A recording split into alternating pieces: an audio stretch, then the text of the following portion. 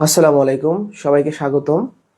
মাত্র 13 দিনে আমরা জব ম্যাথের জ্যামিতি পাঠটা শেষ করব এবং এই কোর্সটা সম্পূর্ণ ফ্রি, কোনো টাকা লাগবে না।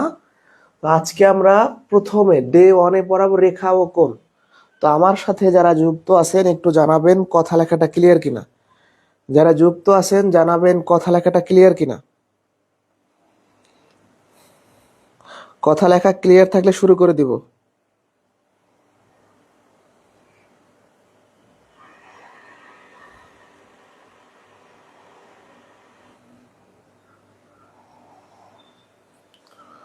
যারা যুক্ত আছেন জানাবেন কথা লেখা ক্লিয়ার কিনা। আলহামদুলিল্লাহ, আমরা আমাদের যে ফ্রি কোর্সটা এটা লঞ্চ করতে পারছি আজকে। লঞ্চ হয়ে গেল, ইনশাল্লাহ বেশ ভালো একটা সার্ভিস আপনাদের দিব।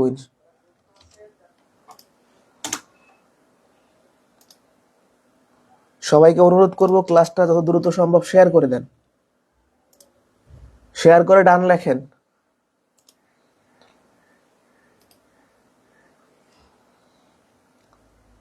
আজকের ক্লাসে সর্বোচ্চ উপস্থিতি থাকলে আমরা কোর্সটা কন্টিনিউ করতে পারবো, কারণ কষ্ট করে ফ্রি ক্লাস নিচ্ছে, আপনাদেরও তো সাপোর্ট থাকতে হবে নাকি। জাস্ট এই চ্যালেঞ্জটা আমার সাথে নেন যে 13 দিন আপনারা সময় দিবেন, 13 দিনে ফুল জ্যামিতি শেষ করে দিব সম্পূর্ণ ফ্রিতে।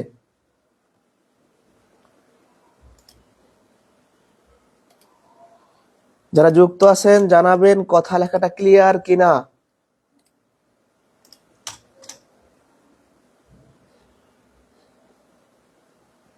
কথা লেখা ক্লিয়ার কিনা।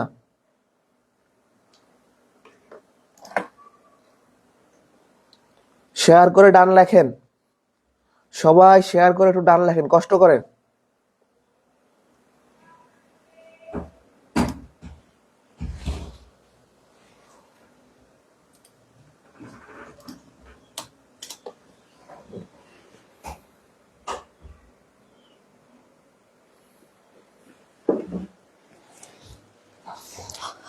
সম্পূর্ণ ফ্রিতে। আজকে যেহেতু আমাদের প্রথম ক্লাস, একটু 1-2 মিনিট অপেক্ষা করেন, সবাই যুক্ত হলে শুরু করব। মাত্র 13 দিনের চ্যালেঞ্জ, 13 দিনে আমরা জ্যামিতি শেষ করে দিব। একটু সবাই শেয়ার করে ডান লেখেন।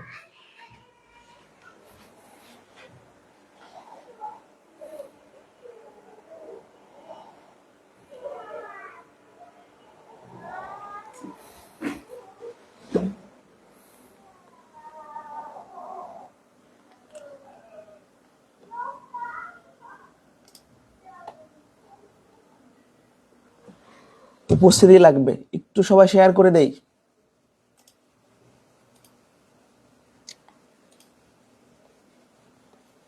আমি শুরু করে দিব, যেহেতু আজকে প্রথম ক্লাস, তাই আপনাদের সবার থেকে 2 মিনিট সময় চেয়ে নিচ্ছি।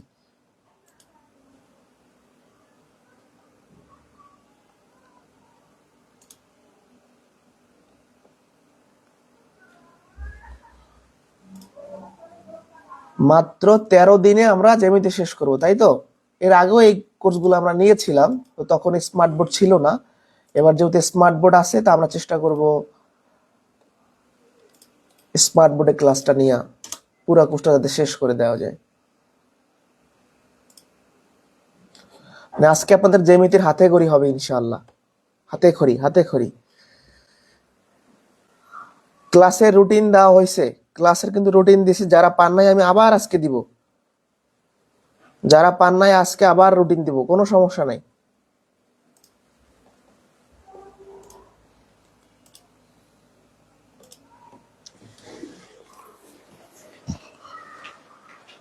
আবারও বলছি, মাত্র 13 দিনে জ্যামিতির ফুল ক্লাস, মানে কোনো সংক্ষিপ্ত ক্লাস না, 1 ঘন্টা 1.5 ঘন্টা করে ক্লাস হবে। আপনাদের যদি স্লাইডটা দেখাই, দেখেন কত কিছু রাখছি, বিন্দু রেখা, কত নোট। দেখেন, শুধু দেখতে থাকেন, এগুলো সব ফ্রিতে, কোনো টাকা লাগবে না। তাহলে বলতে পারেন যে আপনার লাভ কি? আমার লাভ হচ্ছে আমি আমার কোর্সের প্রচারণা করব, সত্য কথা যেটা। তারপর হচ্ছে আপনাদের লাভ হচ্ছে যে ফ্রিতে শিখতে পারবেন। এবার আমি কেমন ক্লাস নেই এটা সবার কাছে পৌঁছে যাবে, এই জন্য দেখেন এগুলো কিন্তু সব ফ্রিতে আজকে করাই দিচ্ছি, এবং মাত্র 13 দিনের চ্যালেঞ্জ নিছি আমরা। এই চ্যালেঞ্জটা আমার সাথে আপনারা নিবেন, আমার সাথে নিয়ে দেখেন, ইনশাআল্লাহ উপকৃত হবেন। যারা শেয়ার করবেন স্ক্রিনশট দিয়ে রাখেন, এই শেয়ার করে আমাকে হোয়াটসঅ্যাপে জানাবেন, আপনাদের আমি এই ক্লাসের পিডিএফ দিয়ে দিব। বলতে পারেন যে ভাই এরকম কেন বলতেছেন, কারণ এরকম না করলে আমাদের ক্লাসটা কারোর কাছে পৌঁছাবে না। শেয়ার করে স্ক্রিনশট দিয়ে আমাকে এই নাম্বারে হোয়াটসঅ্যাপে দিয়ে রাখেন, আমি কথা দিচ্ছি এই ক্লাসে যা পড়াবো সম্পূর্ণ নোট দিয়ে দিব ফ্রিতে। ওকে, আমি আজকে শুরু করে দেই, যেহেতু অনেকে যুক্ত হয়েছে, কিন্তু আরো যুক্ত হওয়ার কথা।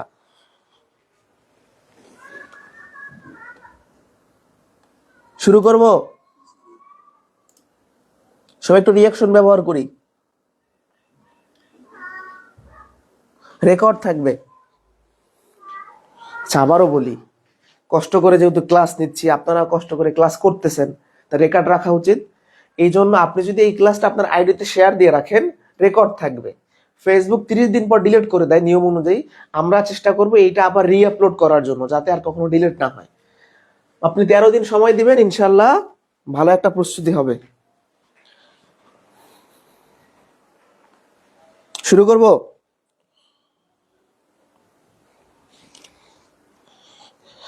হ্যাঁ, ক্লাসের রুটিনটা আমি কমেন্ট একটু দিয়ে দেই, চেষ্টা করি কমেন্টে দেওয়ার জন্য, একটু ধৈর্য ধরেন, আমি কমেন্টের রুটিনটা দিয়ে দিচ্ছি।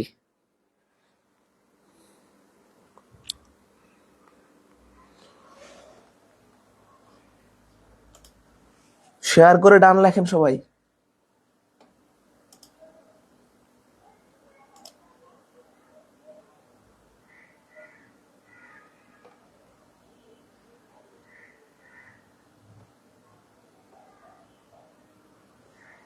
ওকে, বিসমিল্লাহ বলে শুরু করব।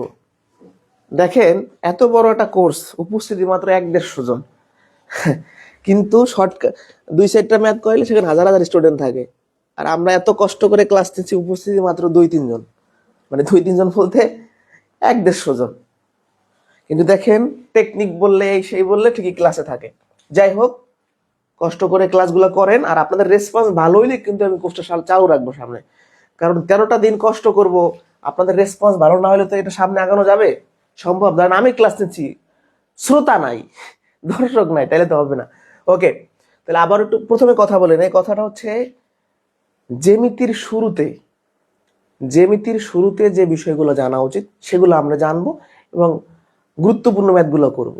অর্থাৎ একজন যদি ভালো করে জ্যামিতি শিখতে চায়, তাহলে ফার্স্টে তাকে রেখা, রশ্মি, রেখাংশ, তল, ঘনবস্তু এসব সম্পর্কে জানতে হবে, তারপর কোন সম্পর্কে জানতে হবে। মানে এই ক্লাসটা করলে চাকরি পরীক্ষা তো কাজে লাগবেই, এই ক্লাসটা সামনের যে কোনো জ্যামিতির চ্যাপ্টারে আবার লাগবে। মানে জ্যামিতির হাতে খড়ি এই চ্যাপ্টারের মাধ্যমে হওয়া উচিত, কারণ এই বিন্দু কি, রেখা কি, এগুলো জেনে আপনি সামনে যাবেন। সমরেখ বিন্দু কি, সমান্তরাল সরল রেখা কি, এগুলো যদি আপনি না জানেন, তাহলে তো আপনি সামনের বড় বড় ম্যাথ পারবেন না, বড় বড় কনসেপ্ট গুলো তো মাথায় ঢুকবে না। ওকে, তাহলে শেয়ার করে ডান লিখবেন, আর যারা শেয়ার করে ডান লিখবেন, মানে শেয়ার করে আপনি স্ক্রিনশট দিয়ে রাখেন আমাকে এই নাম্বারে 01764301474 হোয়াটসঅ্যাপে মেসেজ করে স্ক্রিনশটটা পাঠাবেন, আপনাকে এই ক্লাসের ফুল পিডিএফটা দিয়ে দিব আজকে যা পড়াবো। ঠিক আছে, তাহলে আমি বিসমিল্লাহ বলে শুরু করি। আর ছোট্টটা বলতে পারেন যে কোর্সের অ্যাডভার্টাইজমেন্ট, জব ম্যাথের অনলাইন ব্যাচে ভর্তি চলতেছে, মাত্র 200 টাকায় 6 মাস লাইভ ক্লাস করতে পারবেন। কোর্সের বিষয়ে জানতে এই নাম্বার হোয়াটসঅ্যাপে নক দিবেন, আমরা কোর্সের বিষয়ে পরে বলবো। ওকে, বিসমিল্লাহ বলে শুরু করি। মাত্র 13 দিন, আজকে ডে 1। আমাদের জ্যামিতির ফ্রি কোর্সের প্রথম টপিকটা হচ্ছে বিন্দু, পয়েন্টস। বিন্দু আসলে কি? যার দৈর্ঘ্য, প্রস্থ, উচ্চতা কিছুই নেই, শুধু অবস্থান আছে। তাহলে আমি যদি লিখি শুধু অবস্থান আছে, বলতে পারেন যে ভাই কেমনে অবস্থান আছে? ধরেন আমি এখানে একটা বিন্দু নিলাম, ফোঁটা, বিন্দু মানে সংখ্যা বলেন ফোঁটা। তাহলে এই ফোঁটাটা বা এই বিন্দুটা, এই যে বোর্ডটা দেখতে পাচ্ছেন এর মাঝখানে আছে, তাহলে আমি তার অবস্থানটা বলতেছি। অথবা বললাম এই কোনায় আছে, ওই কোনায় আছে, তার মানে তার অবস্থান বলতেছি। অথবা বললাম এখানে আছে। তাহলে বিন্দু হলো যার দৈর্ঘ্য, প্রস্থ, উচ্চতা নাই, শুধু অবস্থান আছে। তাহলে এক কথায় শেষ, শুধু অবস্থান আছে, এমন রাশিকে আমরা কি বলি? বিন্দু বলি। এবার আসি রেখা। সংক্ষেপে বলতে গেলে রেখা হচ্ছে বিন্দু চলার পথ, অথবা বলতে পারেন যার দৈর্ঘ্য আছে সেটা রেখা। তাহলে আমি কি বলছি? বিন্দু চলার পথ। ধরেন এখানে আমি বিন্দু নিলাম, হ্যাঁ, এটা বিন্দু ডট, এই বিন্দুটা এই পথে চলতেছে, এটা রেখা তৈরি হয়ে গেল। অথবা সে এই দিকেও চলতে পারে, রেখা তৈরি হয়ে গেল। এই যে দুইটা দিক আমি তীর চিহ্ন দিলাম, মানে দুই দিক খোলা, সে দুই দিকে যাইতে পারে। তাহলে বিন্দু চলার পথ রেখা। অন্যভাবে বলতে পারেন যে তার দৈর্ঘ্য আছে, শুধু রেখার শুধু দৈর্ঘ্য আছে, রেখার কি আছে, দৈর্ঘ্য আছে।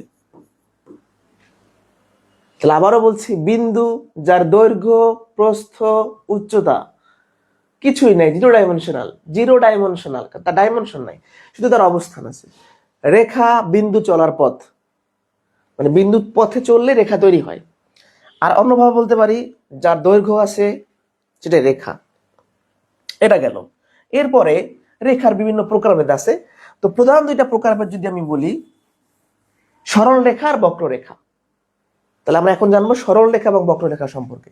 সরল রেখা কি? একটা বিন্দু চলার পথে যদি দিক পরিবর্তন না করে সোজা যায়, স্ট্রেট যায়, দেখেন এই বিন্দুটা চলতেছে সোজা গেল, তাহলে এটা হলো সরল রেখা। তাহলে সরল রেখার ডেফিনেশন কি? যখন নোট করবেন খাতায় তখন কি লিখবেন? একটা বিন্দু চলার পথে যদি দিক পরিবর্তন না করে তাইলে যে রেখাটা হয় তার নাম কি? সরল রেখা। তাহলে বক্ররেখা কি? দিক পরিবর্তন করবে। ধর একটা বিন্দু চলতেছে চলতেছে, তার মন খারাপ, সেদিকে গেল আবার এদিকে গেল, এটা হলো বক্ররেখা। এটা কি? বক্ররেখা। তাহলে রেখা সাধারণত, রেখা আরো প্রকারভেদ আছে, আমরা দেখাবো। সাধারণত দুই প্রকার, সরল রেখা, বক্ররেখা। দিক পরিবর্তন না করে সোজা গেলে সরল, আর আঁকা বাঁকা গেলে দিক পরিবর্তন করলে বক্র। তাহলে এখানে আমি যা যা পড়েছি আবার ছোট্ট করে রিপিট করতেছি। যার শুধু অবস্থান আছে, দৈর্ঘ্য প্রস্থ উচ্চতা নাই, তার নাম বিন্দু। বিন্দু চলার পথকে রেখা বলা হয়। রেখা শুধু দৈর্ঘ্য আছে। রেখা দুই ধরনের, সরল রেখা, বক্ররেখা। সরল রেখা হলো দিক পরিবর্তন করবে না বিন্দু চলার পথে, আর বক্ররেখা মানে করবে। এখানে কথা শেষ, চলে যাচ্ছে সামনের স্লাইডে। আচ্ছা, এখানে আমি কিছু বিষয় লিখছি, এগুলো পরে, আমার আগে এটা নোটটা দিয়ে দিলাম সুন্দর করে, আমি আগে এখানে পড়াই। আচ্ছা, রেখা তো বলছি, রেখা কি? বিন্দু চলার পথ। এখন এই রেখার দুই দিকে তীর চিহ্ন মানে তার কোনো প্রান্ত নাই, তার কোনো শেষ নাই, সে অসীম পথে চলবে। তাহলে এর কোনো প্রান্ত বিন্দু নাই। দুই দিকে তীর চিহ্ন মানে কি? প্রান্ত বিন্দু নাই। এবার আমরা রশ্মি সম্পর্কে জানবো। রশ্মিটা হলো যে রেখার এক প্রান্ত বদ্ধ আর এক প্রান্ত খোলা, আটকানো এক প্রান্ত।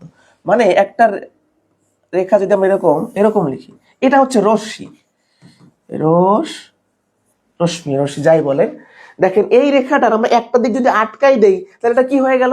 রশ্মি হয়ে গেল। এবার আমরা জানবো রেখাংশ। ধরেন এই রেখা থেকে কিছু অংশ আমি কেটে নিলাম, এখান থেকে কিছু অংশ কেটে নিলাম এরকম করে, এটার নাম কি? রেখাংশ।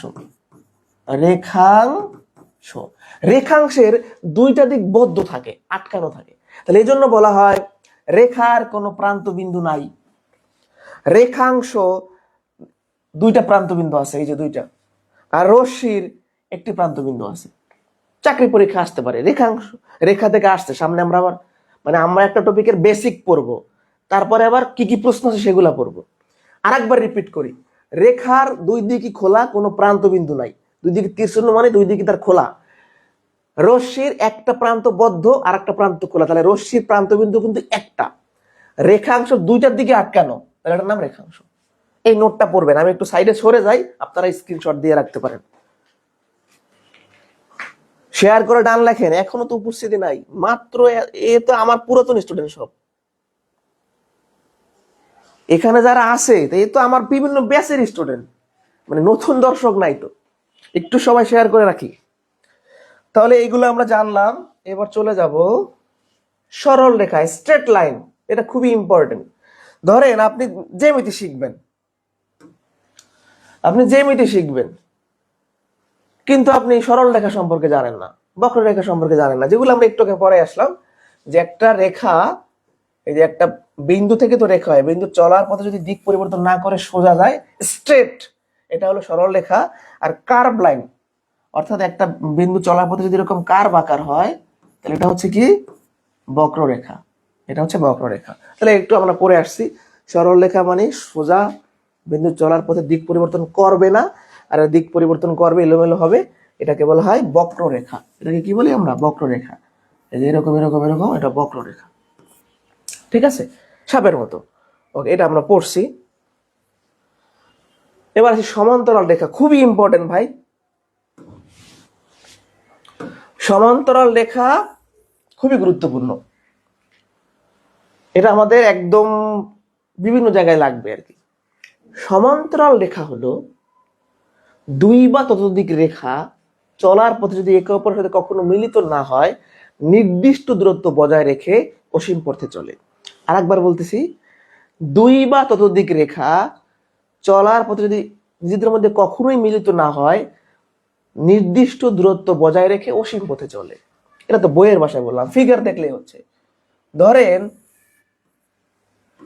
এ বি একটা সরল রেখা, সিডি আর একটা সরল রেখা। এখন এই সরল রেখা দুইটার মাঝখানে ডিস্টেন্স আছে, এরা যদি নির্দিষ্ট দূরত্ব বজায় রেখে অসীম পথে অসীম পথে যায় তাহলে এটা কখনোই মিলিত হবে না। তাহলে যদি দুইটা সরল রেখা বা তিনটা চারটা সরল রেখা যদি মিলিত না হয় তাহলে এদেরকে বলা হয় সমান্তরাল সরল রেখা।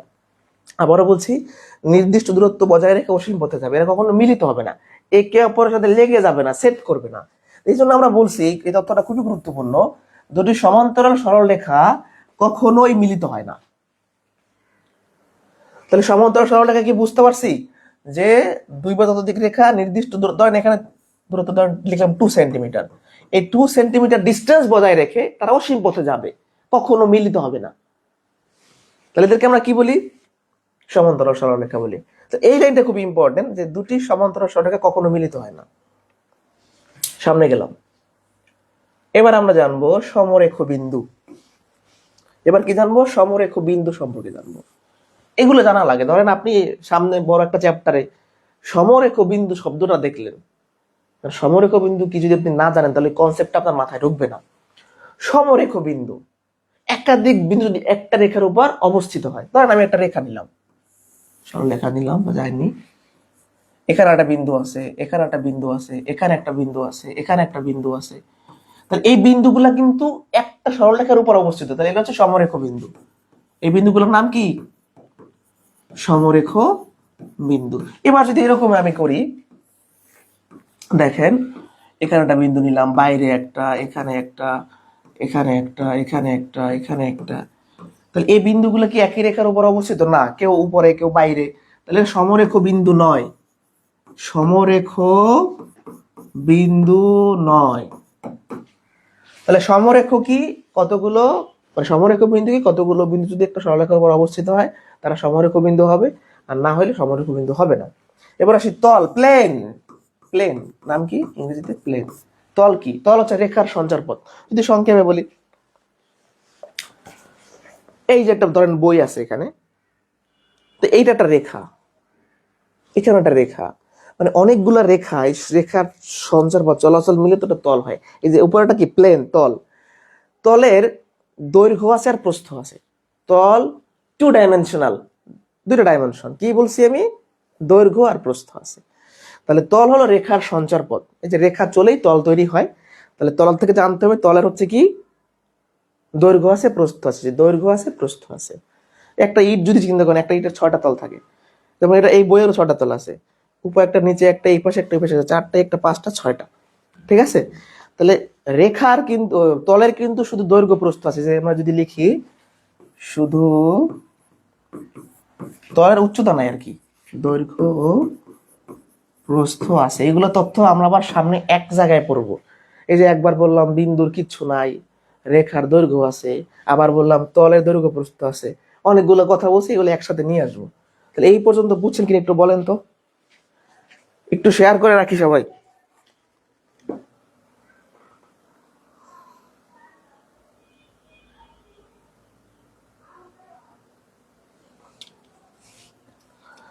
এই পর্যন্ত বুঝতে পারছেন?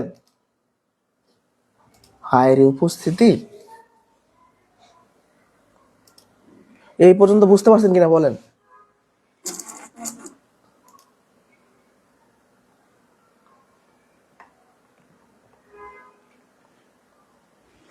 ওকে, একটু শেয়ার করে রাখি, শেয়ার করে ডান লিখবেন, পিডিএফ পাবেন। এটা মুছে দিলাম, হ্যাঁ। আচ্ছা, এই যে কথাটা আমি বলছিলাম, এটা আমি একটু দেখি যে ক্লিয়ার দেখা যাচ্ছে কিনা। মোটামুটি দেখা যাচ্ছে। এবার দেখেন,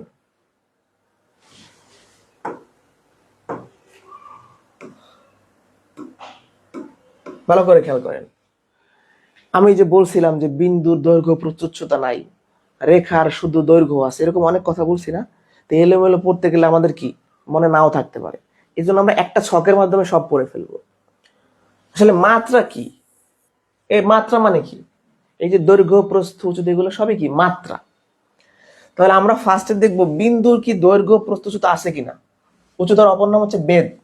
বিন্দুর আসলে দৈর্ঘ্য নাই, প্রস্থ নাই, উচ্চতা নাই। রেখার শুধু দৈর্ঘ্য আছে, তার প্রস্থ নাই, উচ্চতাও নাই। তল, তলের দৈর্ঘ্য আছে, প্রস্থ আছে। ঘন বস্তু, এটা আবার কি? সবাই লুডো খেলার ছক্কা দেখছেন না? ওটা একটা ঘন বস্তু। ফুটবল ঘন বস্তু। বই আয়তাকার ঘন বস্তু। ঘন বস্তু যেমন এই বইটা কিন্তু তল বলছিলাম আমি, তল কিন্তু উপরে পড়া। সম্পূর্ণ বইটা চিন্তা করলে এই সম্পূর্ণ বইটার একটা দৈর্ঘ্য আছে, একটা প্রস্থ আছে, তার একটা উচ্চতা আছে, যে ডিপ হাইট আছে। তাহলে বই একটা ঘনবস্তু। তাহলে ঘনবস্তু মানে 3 ডাইমেনশনাল, 3টা ডাইমেনশন থাকবে, দৈর্ঘ্য প্রস্থ উচ্চতা থাকবে। লুডো খেলার ছক্কা দৈর্ঘ্য আছে, প্রস্থ আছে, উচ্চতা আছে, তাহলে 3টাই আছে। আমি সাইডে সরে যাবো, স্ক্রিনশট দিয়ে রাখবেন, স্ক্রিনশট দিয়ে রাখেন।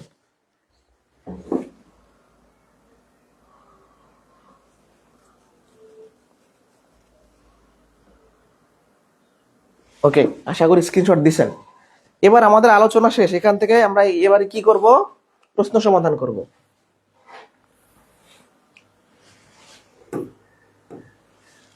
কোন দেশে সর্বপ্রথম জ্যামিতির আলোচনা শুরু হয়? এটা অনেক পরীক্ষা দিয়ে আসে, এটা বিভিন্ন বইতে বিভিন্ন মতামত আছে, তবে মিশর হবে। মিশরে প্রথম জ্যামিতির আলোচনা শুরু হয়। হ্যাঁ, 2 নম্বরে উত্তর দেন, রেখার কয়টা প্রান্ত বিন্দু আছে? 2 নম্বরে উত্তর করেন। প্রাইমারিতে আসছে, মেডিকেল টেকনোলজিস্ট পরীক্ষা আসছে।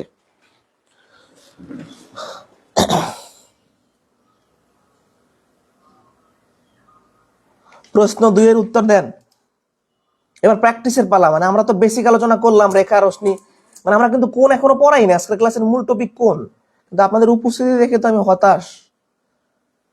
দ্রুত শেয়ার করেন, দ্রুত শেয়ার, কমেন্ট, শেয়ার, কমেন্ট।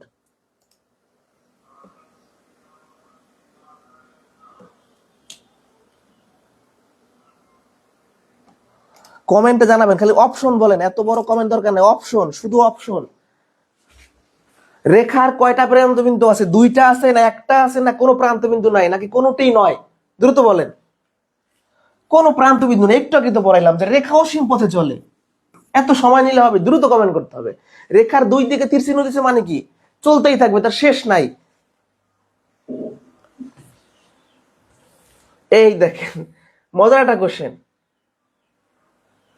এটা অনেকে ভুল করতে পারে, চোখে যদি আমরা চোখে দুলা দেয় আর কি, এগুলা যাই হোক। 2টি line, what is line? Line মানে রেখা, একে অন্যের থেকে 2 মিটার দূরে সমান্তরাল ভাবে চলে যাচ্ছে। তারা একে অন্যের সাথে মিলিত হবে কত মিটার দূরে? তো অপশনে এরকম সংখ্যা থাকলে আবার ভাবতে পারি মনে হয় যে ম্যাথ এইটা। আচ্ছা, 2টা লাইন আমি লিখলাম, এটা একটা লাইন, এটা আরেকটা লাইন। এই লাইন দুইটার মাঝখানে আমাদের ডিস্টেন্স হলো 2 মিটার। কয় মিটার? 2 মিটার। যেহেতু বলছে তারা সমান্তরাল ভাবে যাচ্ছে, দুটি সমান্তরাল সরল রেখা কখনোই মিলিত হয় না, আমরা জানি কিনা? জানি। তাহলে অ্যান্সার হচ্ছে কখনোই নয়। এরা যেহেতু সমান্তরাল, 2 মিটার ডিস্টেন্স বজায় রেখে অসীম পথে যাবে। উত্তর শেষ। তো এরকম ম্যাথ দেখে আবার ভাবতে পারেন না যেটা মানে ক্যালকুলেশন করা লাগবে। জাস্ট সমান্তরাল বলছে মানে কখনোই অ্যান্সার নয়, কখনোই নয়, এটা হচ্ছে অ্যান্সার।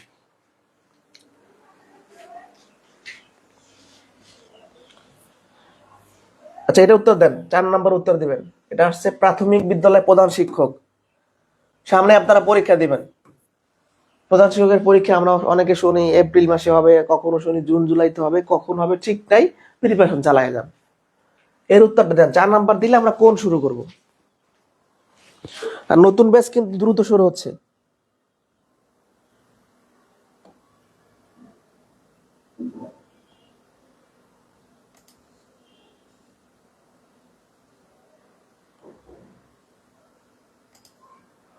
4 নাম্বার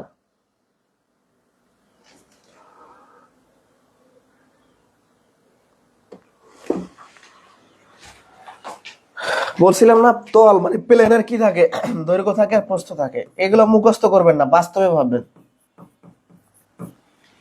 বাস্তবে ভাববেন। এই যে আমি আবারও বলতেছি, এই ধরনের এই পেজটা নিলাম, তো এই পেজটার এটা তল, এটা একটা, হ্যাঁ, তো এই তলে দৈর্ঘ্য আছে, এই যে ধরেন দৈর্ঘ্য আছে, এদিকে প্রস্থ আছে, কিন্তু আর হাইট নাই, কোনো উচ্চতা নাই। তলের শুধু দৈর্ঘ্য প্রস্থ আছে, উচ্চতা নাই। এটা হচ্ছে আনসার। ওকে, তাহলে আমরা প্রাথমিকভাবে রেখা, রশ্মি, কোণ, বিন্দু, তল, ঘনবস্তু এইসব সম্পর্কে জানলাম, এবং এখান থেকে বাছাই করা 4টা গুরুত্বপূর্ণ কোশ্চেন দেখলাম। এগুলো যদিও সহজ। এবার আমার আলোচনার বিষয় হবে কোণ।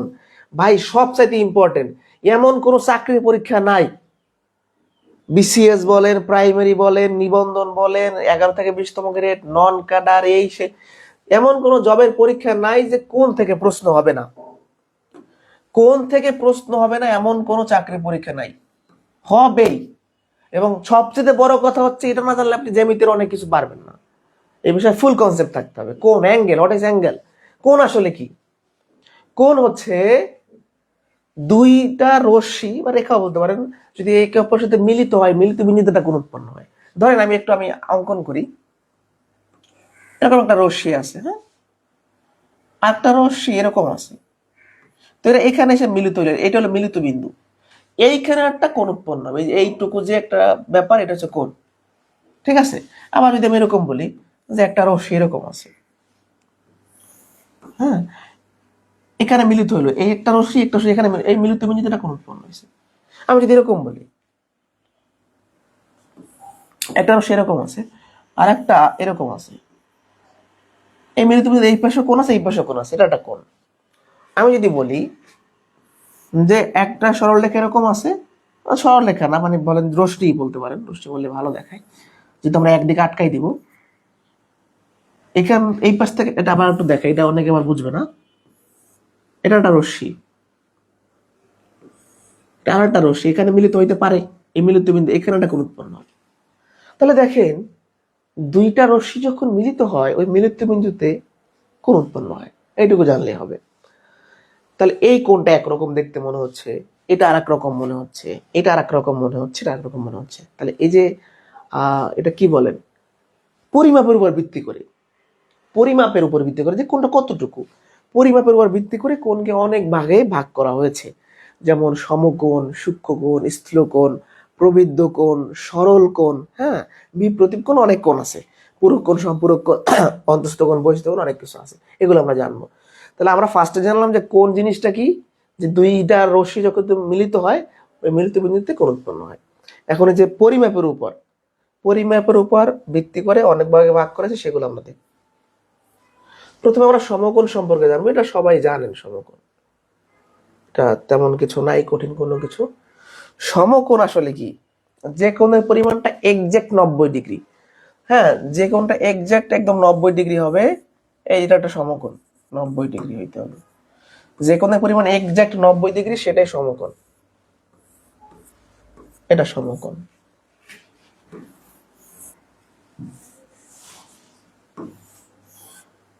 এটা সমকোণ, ঠিক আছে। তাহলে যে কোণের পরিমাণটা একদম 100% 90 ডিগ্রি হবে, এক্সাক্ট 90 ডিগ্রি, সেটাই সমকোণ। তাহলে আমরা বলতে পারি এখান থেকে যে এক সমকোণ মানে হচ্ছে 90 ডিগ্রি। তাহলে দুই সমকোণ মানে কত হবে, 2 × 90 180 ডিগ্রি। 3 সমকোণ সমান কত হবে, 3 × 90 270 ডিগ্রি। 4 সমকোণ সমান কত হবে, 4 × 90 360 ডিগ্রি। হ্যাঁ, মানে এক সমকোণ, এর মানে 90 ডিগ্রি আমরা এই সংখ্যা থেকে পাইলাম। তাহলে সমকোণটা কি, রাইট অ্যাঙ্গেলটা কি, যে কোণের পরিমাণটা এক্সাক্ট 90 ডিগ্রি। সূক্ষ্মকোণ, যে কোণের পরিমাণ 90 ডিগ্রি থেকে ছোট, এটা আমরা জানি। এগুলো মানে জাস্ট দেখে রাখেন, এগুলো কিন্তু বাচ্চাদের জিনিসপত্র, 4-5 এর জিনিসপত্র। যে কোণের পরিমাণটা কি 90 অপেক্ষা ছোট। আমি যদি বলি 99.05 ডিগ্রি, এটা কি হবে, এটাও কিন্তু সূক্ষ্মকোণ হবে। হ্যাঁ, যেমন এরকম যদি আমরা অঙ্কন করি, সরি এটা না, ধর আমি বললাম 30 ডিগ্রি বা 30 ডিগ্রি, 30, এই সংখ্যাটা 90 ছোট। হ্যাঁ, যদি আমি এরকম বলি 75 ডিগ্রি 90 ছোট, এটা কি হবে? সূক্ষ্মকোণ। তাহলে আমরা সমকোণ জানলাম, সূক্ষ্মকোণ জানলাম। এবার জানবো স্থূলকোণ সম্পর্কে। স্থূলকোণ মানে কি? যে কোণের পরিমাণটা 90 ডিগ্রি থেকে বড় কিন্তু 180 ডিগ্রি অপেক্ষা ছোট। এটাকে অন্যভাবে বলা যায় যে কোণের পরিমাণটা এক সমকোণ থেকে বড় কিন্তু দুই সমকোণ থেকে ছোট। এগুলো একটু জানতে হবে। যে কোণের পরিমাণটা 90 ডিগ্রি অপেক্ষা বড়, 180 ডিগ্রি অপেক্ষা ছোট। যেমন আমি যদি বলি 130 ডিগ্রি, এই সংখ্যাটা 90 বড় কিন্তু 180 ছোট। একটু আমরা ফিগার দেখবো। হ্যাঁ, আমি মুছে দিলাম। ওকে, স্থূলকোণে চলে যাচ্ছি আমরা। স্থূলকোণটাকে আমরা যদি একটু অঙ্কন করি, এটা ধরেন আমি বললাম 140। 140 এই সংখ্যাটা কি 90 আর 180 মধ্যে আসে না? তাহলে এটা কি হবে? স্থূলকোণ হবে। 110 স্থূলকোণ। যদি বলি 95 ডিগ্রি স্থূলকোণ। হ্যাঁ, ওকে। তাহলে আমরা এই তিনটা কোণ একসাথে পড়বো: সমকোণ, সূক্ষ্মকোণ, স্থূলকোণ। সমকোণ মানে যে কোণের পরিমাণ 90 ডিগ্রি, স্থূলকোণ মানে 90 ডিগ্রি ছোট। সরি, স্থূলকোণ না, দুঃখিত, সূক্ষ্মকোণ মানে 90 ডিগ্রি ছোট। স্থূলকোণ মানে কি? 90 ডিগ্রি অপেক্ষা বড় কিন্তু 180 ডিগ্রি অপেক্ষা ছোট। এই তিনটা জিনিস: সমকোণ, সূক্ষ্মকোণ, স্থূলকোণ। সমকোণ মানে 90 ডিগ্রি, সূক্ষ্মকোণ মানে 90 ডিগ্রি ছোট, স্থূলকোণ মানে 90 ডিগ্রি বড় কিন্তু 180 ছোট। আচ্ছা, এবার আমরা পড়বো সরল কোণ। এটা অনেক ইম্পর্টেন্ট। সরল কোণ যে কোণের পরিমাণ 180 ডিগ্রি, এক্সাক্ট 180 ডিগ্রি স্ট্রেট। দেখেন এরকম হইতে পারে, একটা সরল রেখা এরকম আছে, একদিক থেকে আরেকটা সরল রেখা এসে, মানে সরল রেখা আমাদের রশ্মি এসে মিলিত হইল। এখন এইখানে একটা মিলিত বিন্দু, এইখানে একটা কোণ উৎপন্ন হইতে পারে কিনা বলেন? এই কোণটা হচ্ছে সরল কোণ। যে কোণের পরিমাণটা দুই সমকোণ। আপনি বলতে পারেন যে দুই সমকোণ অর্থাৎ 180 ডিগ্রি। প্রবৃদ্ধ কোণ, বেশি প্রশ্ন আসে এখান থেকে। প্রবৃদ্ধ কোণ আমাদের শীটটা যাদের কাছে আছে, আমাদের এই শীটটা কিন্তু কোর্সে ভর্তি হয়ে সবাই নেওয়া বাধ্যতামূলক ছিল। এখন অনেকে নতুন নতুন আমরা ভর্তি নিচ্ছি, কিন্তু সেখানে শীট নিতেও পারেন, নাও নিতে পারেন, আপনার ইচ্ছা। এই শীটে কিন্তু বেসিক শর্টকাট দুটোই থাকে। তো এই শীটের কাছে লিখে রাখবেন যে প্রবৃদ্ধ কোণ ইম্পর্টেন্ট অনেক। যে কোণের পরিমাণ 180 থেকে বড় কিন্তু 360 ডিগ্রি থেকে ছোট। সংখ্যাটা অন্যভাবে বলা যায় যে কোণের পরিমাণটা দুই সমকোণ থেকে বড় কিন্তু 4 সমকোণ থেকে ছোট, সেটাই প্রবৃদ্ধ কোণ। একটু যদি আমরা চিত্র সহকারে দেখি, আমি বললাম 253 ডিগ্রি বা 250 ডিগ্রি। 250 এই সংখ্যাটা 180 বড় কিন্তু 360 ডিগ্রি ছোট। তাহলে এরকম কোণকে আমরা কি বলবো? প্রবৃদ্ধ কোণ বলবো। আর একটু সুন্দর করে আমরা দেখি, ধরুন এক্স একটা কোণ, যে কোনো কোণ। এক্স কোণটা কখন প্রবৃদ্ধ হবে? X greater than 180 less than 360। এরকম প্রশ্ন কিন্তু চাকরি পরীক্ষা আসে। বলবে কিরকম একটা প্রশ্ন দিয়ে বলবে এই কোণটা কি কোণ? অপশনে সূক্ষ্ম থাকবে, প্রবৃদ্ধ থাকবে, সমকোণ থাকবে। হ্যাঁ, এক্স যদি একটা কোণ হয়, এই কোণটা কখন প্রবৃদ্ধ হবে? এই সীমাটা কি? 180 বড় বাট 360 ডিগ্রি ছোট। এটাও কিন্তু ইম্পর্টেন্ট জিনিস। আমরা পড়লাম এই পর্যন্ত। এবার মানে আমরা কিছু কোণ পড়বো, আবার প্রশ্ন সমাধান করবো, আবার কিছু। এগুলো তো সহজ কোণ। সামনে বিপ্রতীপ কোণ আছে, সন্নিহিত কোণ আছে, একান্তর কোণ, এগুলো হলো বেশি জটিল টাইপের, ওগুলো আমরা শিখবো। একটি কোণের মান 80 ডিগ্রি হলে কি কোণ বলে? তো বাচ্চাদের কোশ্চেন। 80 ডিগ্রি মানে 90 ছোট, তাহলে কি হবে? সূক্ষ্মকোণ। 7-এর উত্তর করেন। 7, এটা প্রাইমারিতে আসছে। 253 ডিগ্রি কোণকে কি বলে? 7-এর উত্তর করেন। প্রশ্ন 7-এর উত্তর করেন। এখনো যারা শেয়ার করে না, শেয়ার করে রাখেন, এই ক্লাসটা রেকর্ড থাকবে। আপনি 13 দিন 13টা শেয়ার করে আপনি পুরোটা কোর্স আপনার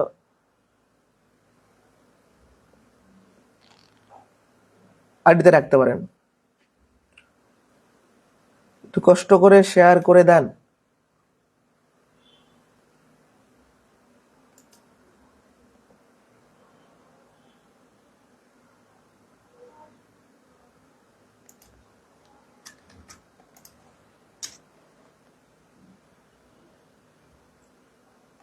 অ্যান্সার কত?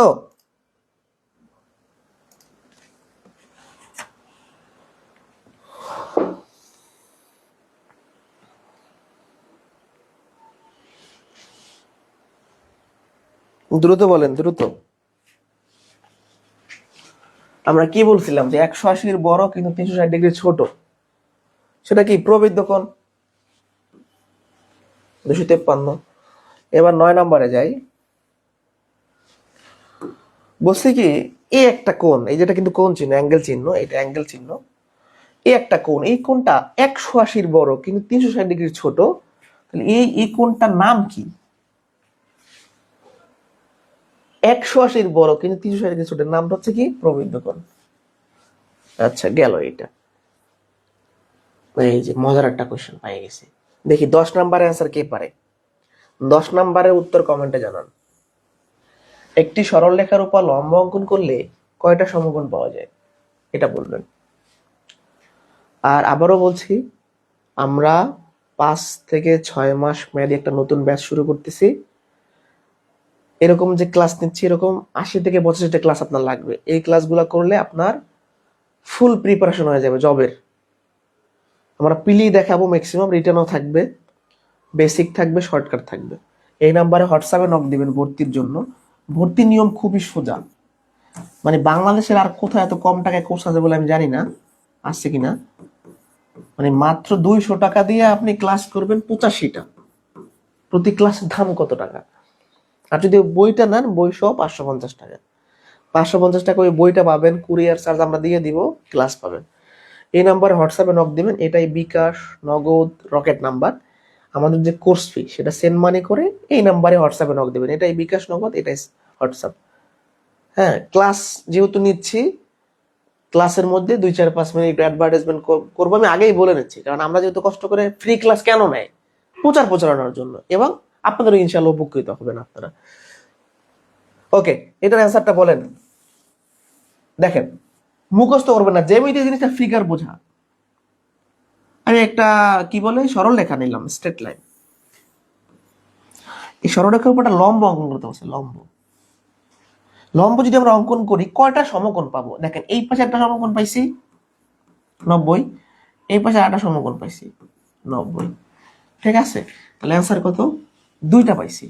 এই যে দেখেন, এই পাশে একটা পাইছি, এই পাশে একটা পাইছি, 2টো পাইছি। তাহলে আমরা যদি একটা সরল রেখার উপর লম্ব টানি, তাহলে 2টা সমকোণ 2 পাশে তৈরি হবে। এটা খুবই ইম্পর্টেন্ট।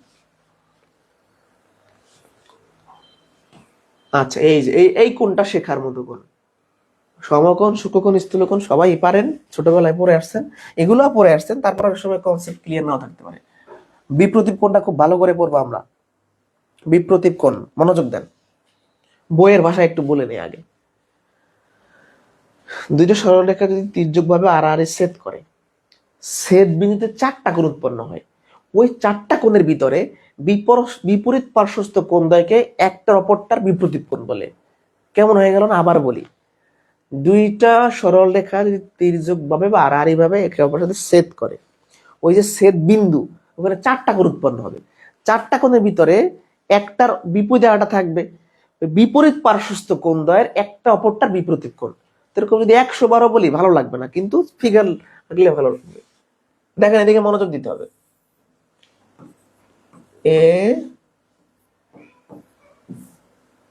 ধরেন এবি একটা সরল রেখা, হ্যাঁ, এবি একটা সরল রেখা, সিডি আর একটা সরল রেখা। তাই এরা কি ছেদ করছে? এইটা ছেদ বিন্দু, ধরেন আমি ছেদ বিন্দু দিলাম ও। তো ছেদ বিন্দুর এই পাশে একটা কোণ আছে, এই পাশে একটা কোণ আছে, গেল। এই পাশে একটা কোণ আছে, এই পাশে আরেকটা কোণ আছে, গেল। তাহলে কোণ কিন্তু 4টা তৈরি হয়েছে। কোণ 4টা তৈরি হইলো, এর বিপরীতে এইটা, এর বিপরীতে এইটা, তাহলে এই দুইটা একে অপরের বিপ্রতীপ কোণ। আবার এই দুইটা একে অপরের বিপ্রতীপ কোণ। বুঝতে পারছি? এবং বিপ্রতীপ কোণগুলো সমান হয়। আর একবার ভালো করে বুঝাই, আমি ফিগারটা মুছে দিচ্ছি, একদম মুছে আবার বুঝাই। দেখেন, খেয়াল করেন, আর একবার সুন্দর করে খেয়াল করেন। এবি একটা সরল রেখা, মুখস্থ করবেন না, ফিগার বুঝবেন। সিডি আর একটা সরল রেখা। এখন এই দুটো সরল রেখা কোথায় ছেদ করছে? এখানে। এর নাম কি? ছেদ বিন্দু। এখানে একটা কোণ আছে, এখানে একটা কোণ আছে, এখানে একটা কোণ আছে, এখানে একটা কোণ আছে, 4টা কোণ উৎপন্ন হয়েছে। 4টা কোণ মধ্যে বিপরীত পাশের কোণগুলো একে অপরের বিপরীত কোণ। যেমন এটা যদি আপনার 80 ডিগ্রি হয়, এটাও 80 ডিগ্রি হবে। বিপরীত কোণগুলো সবসময় সমান হয়। এটা যদি ধরেন আপনার 95 ডিগ্রি হয়, এটাও 95 ডিগ্রি হইতে হবে। বিপ্রতীপ কোণগুলো সবসময় কি সমান হবে। ওকে, তাহলে আমরা এটা বুঝতে পারছি। আরেকটু সুন্দর করে যদি বলি, এই যে এ ও সি, এ ও সি, এ ও সি মানে এই কোণের সমান হবে বি ও সি, সরি বি ও ডি। আবার যদি বলি এ ও ডি এর সমান হবে বি ও সি। এগুলো কিন্তু চাকরি পরীক্ষার জন্য লাগে, প্রশ্ন আছে সামনে দেখবো। মানে এ ও ডি মানে এই কোণ, এর সমান হবে বি ও সি এই কোণ। আবার এ ও সি মানে এই কোণ, এর সমান হবে বি ও ডি মানে এই কোণ। আশা করি বুঝতে পারছেন। এই যে এখানে আমরা সুন্দর করে লিখছি। আসলে স্মার্ট বোর্ডে ক্লাস নিলে খুবই ভালো বিষয়গুলো হচ্ছে যে সুন্দর করে নোট আকারে পড়ানো যায়, মানে গুছিয়ে। আগে তো কষ্ট করে হোয়াইট বোর্ডে লিখতে হইতো আমাদের, এখন আর লিখতে হয় না প্রশ্নগুলো। দুটি সরল রেখা সেট করলে যে বিপ্রতীপ কোণ উৎপন্ন হয় পরস্পর সমান হয়, তোকে যেটা বললাম। আপনাকে 11 নম্বরে বলছে যে 37 ডিগ্রি কোণের বিপ্রতীপ কোণ কত হবে বলেন। 37 ডিগ্রির বিপ্রতীপ কোণ কত হবে?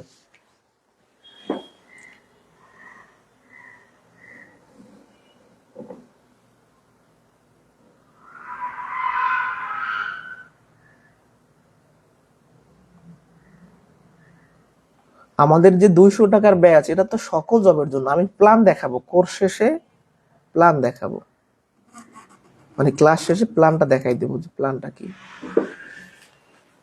দেখ, এটা তো সবাই পারবেন। 37 ডিগ্রি কোণ 37 ডিগ্রি হবে, এইটা বোঝার মতো একটা জিনিস। এদিকে মনোযোগ দেন, এদিকে তাকান, সুন্দর করে এখানে বুঝাবো, ভালো করে মনোযোগ দিতে হবে। রোজার দিনে রোজা রেখে কষ্ট করে ক্লাস নিচ্ছি, স্লাইড বানাইছি রাত জেগে থেকে, কিন্তু উপস্থিত যা সব আমার স্টুডেন্ট পেট বেসে, তাদের তো আমি এমনি এগুলো পড়াবো, ফ্রি ক্লাস নিয়ে লাভ হয়ে যেত। মানে ক্লাসে যারা উপস্থিত এর 90% আমার আমি না আইডি না মুখস্থ বলে দিতে পারবো। আমি কমেন্ট তো চেক করলাম, মানে এরা আমার সবাই পেইড বেসের স্টুডেন্ট, তাদের তো আমি এগুলো আবার পড়াবো। তাদের তো ফ্রি ক্লাস নিয়ে লাভ নেই, তারা তো ভর্তি হয়েছে। ফ্রি ক্লাস নিব যাতে মানুষ জানে। ঠিক আছে, ওকে, যাই হোক। 12 নাম্বারটা খুবই ইম্পর্টেন্ট, স্টার দিয়ে রাখে 3টা, 1 2 3। এবি ও সিডি সরল রেখা অবনীত ছেদ করলে নিম্নের কোন গাণিতিক বাক্যটি সঠিক?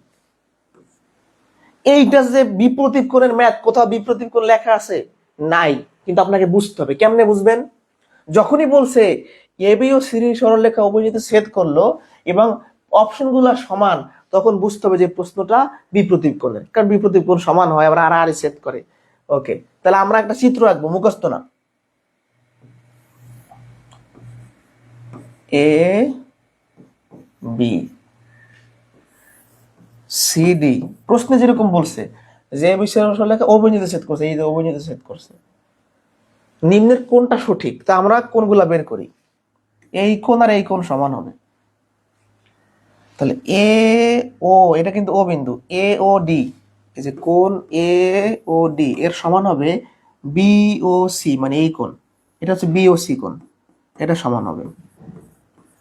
আবার এই কোণ আর এই কোণ সমান হবে, তাহলে আবার এ ও সি, এ ও সি মানে এই কোণ, এর সমান হবে বি ও ডি। এই দুইটাই সঠিক। কোনটা অপশনে আছে? এইটা অপশনে আছে। এটা যদি অপশনে থাকতো এটাও অ্যান্সার হইতো। এটা দেখেন কোনো অপশনে নাই, এটা কিন্তু কোনো অপশনে নাই।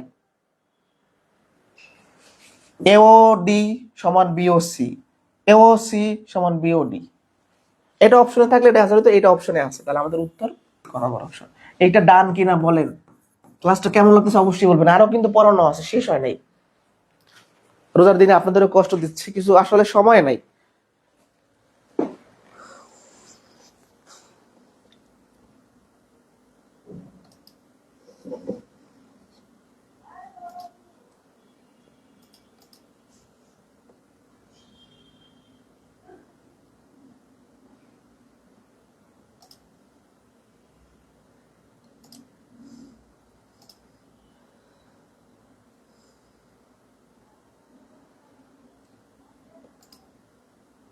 বুঝতে পারছে কিনা? কোনো সমস্যা আছে এটাই? এটা নিয়ে কোনো প্রবলেম নাই না?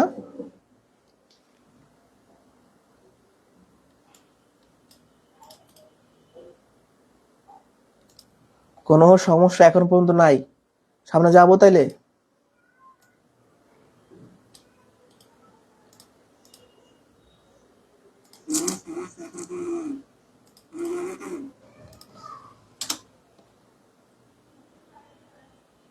ওকে, সামনে চলে যাচ্ছি তাহলে। কারো বুঝতে অসুবিধা হলে বলবেন। বিপ্রতীপ,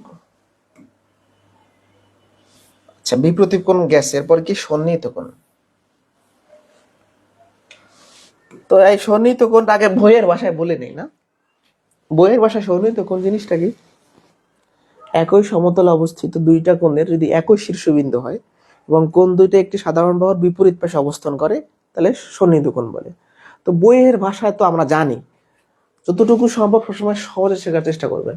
আমি যেটা সন্নিহিত কোণ যেটা শিখাই, যে ভাই দুইটা কোণ যদি একসাথে লেগে থাকে তারাই সন্নিহিত কোণ। ব্যাপারটা কিরকম? এটা একটা কোণের সমতল, এটা একটা ধরেন আমি রেখা দিলাম, এটা ধরেন এ বি, এটা সি, এইখানে একটা কোণ আছে, এখানে একটা কোণ আছে। এই যে এই কোণ আর এই কোণের শীর্ষবিন্দু কিন্তু একটা, এটা শীর্ষবিন্দু। ধরেন আমরা পি দিলাম, এটা শীর্ষবিন্দু পি। তাহলে এই দুইটা কোণ না, দুই পাশে দুইটা কোণের একটা শীর্ষবিন্দু, এবং কোণ দুইটা এই যে সি সাধারণ বাহু পিসি, এই পিসির দুই পাশে অবস্থান করতেছে। তাহলে তাহলে মানে কি দুইটা কোণ লেগে আছে একসাথে, এই কোণ আর এই কোণ লেগে আছে। তাহলে দুইটা কোণ, এই যে সংক্ষেপে পড়বেন, দুইটা কোণ লেগে থাকলে তারা সন্নিহিত কোণ। শেষ কথা, ক্লিয়ার। বইয়ের ভাষায় কি? একই সমতলে অবস্থিত দুইটা কোণের যদি একটা শীর্ষবিন্দু হয় এবং কোণ দুটো একটা সাধারণ বাহুর বিপরীত পাশে অবস্থান করে তার নাম সন্নিহিত কোণ। সংক্ষেপে বলবেন সন্নিহিত কোণ মানে দুইটা কোণ একসাথে লেগে থাকবে, কথা শেষ। একটা গুরুত্বপূর্ণ কোশ্চেন নিয়ে এসেছি এটিও পরীক্ষা। এইটার অ্যান্সারটা তো দেখি কে পারে। 13 নাম্বার, সন্নিহিত সরল কোণের একটা কোণ 95 ডিগ্রি হলে অপরটি কত?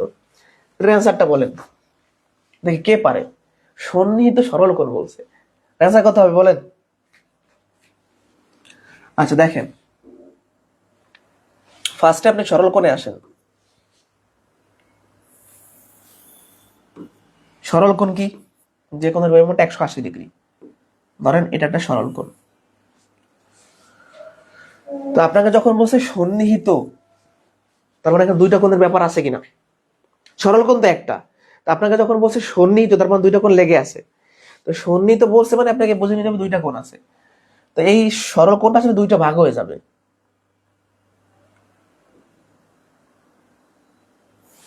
ধরেন এই কোণটা 95 ডিগ্রি, আপনাকে বলছে এই কোণটা কত। তা আমরা জানি সরল কোণ মানে 180 ডিগ্রি, তো 180 ডিগ্রির মধ্যে একটা কোণ যদি 95 ডিগ্রি হয়, আরটা কি 85। উত্তর শেষ। তাহলে ফার্স্টে আপনাকে বুঝতে হবে সরল কোণ কি 180 ডিগ্রি, সন্নিহিত মানে কি দুইটা কোণ আছে, তাহলে 180 দুইটা ভাগ হয়ে যাবে, একটা 95 একটা 85। ঠিক আছে, অ্যান্সার শেষ। এটা কিন্তু এটিও পরীক্ষা আসছে। যারা এখনো শেয়ার করে না, ক্লাসটা শেয়ার করে রাখেন। ক্লাস রেকর্ড রেখে দিব, টেনশনের কোনো কারণ নাই।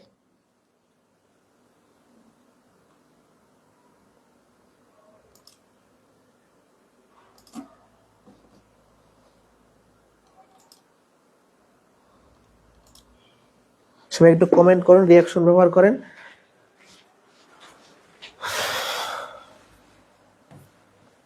আচ্ছা এবার আমরা পড়াবো যেটা খুবই ইম্পর্টেন্ট কোণ, এটা জানেন, পূরক কোণ আর সম্পূরক কোণ। খুব সহজে যদি বলি যে দুইটা কোণের যোগফল যদি 90 ডিগ্রি হয় একটা অপরটার পূরক কোণ, আবার দুইটা কোণের যোগফল যদি 180 ডিগ্রি হয় একটা অপরটার সম্পূরক কোণ। মানে ধরেন দুইটা কোণ আছে 50 আর 40, 50 40 যোগ করলে 90 হয়, তাহলে 50 ডিগ্রির পূরক কোণ 90, 40 ডিগ্রি, 40 ডিগ্রি পূরক কোণ 50 ডিগ্রি। মানে ধরেন আমি একটা কোণ নিলাম, হ্যাঁ, কোণের সমতল নিলাম,